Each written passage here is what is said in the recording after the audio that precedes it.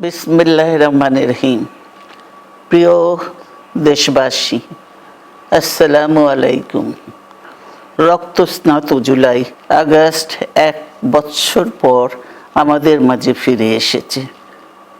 দীর্ঘ 16 বছর ফ্যাসিস্টদের নির্মম অত্যাচার, নির্যাতন, গ্রেফতার, হত্যা, খুনের মাধ্যমে গণতন্ত্রকে ধ্বংস করে এবং এক দলীয় শাসন ব্যবস্থা চিরস্থায়ী করতে চেয়েছিল আওয়ামী শাসক গোষ্ঠী।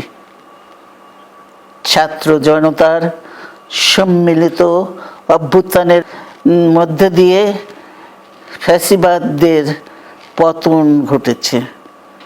সুযোগ সৃষ্টি হয়েছে নতুন করে বাংলাদেশকে গড়বার। এই আন্দোলনে যারা শহীদ হয়েছেন তাদের জানাচ্ছি আন্তরিক শ্রদ্ধা, আহতদের সমবেদনা। তাদের এই আত্মত্যাগ জাতি চিরকাল মনে রাখবে। গুম, খুন, বিচার বহির্ভূত হত্যার শিকার যারা হয়েছেন তাদের তালিকা প্রস্তুত করতে হবে। দ্রুত বিচারের ব্যবস্থা ও রাষ্ট্রীয় স্বীকৃতি নিশ্চিত করতে হবে। প্রতিটি পরিবারের সম্মানজনক পুনর্বাসন ও নিরাপদ ভবিষ্যৎ নিশ্চিত করতে হবে। প্রিয় দেশবাসী,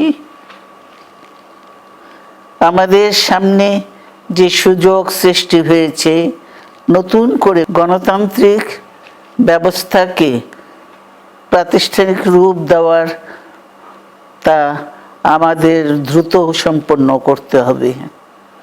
কর্মসংস্থান সৃষ্টি করতে হবে, জনগণের নিরাপত্তা নিশ্চিত করতে হবে।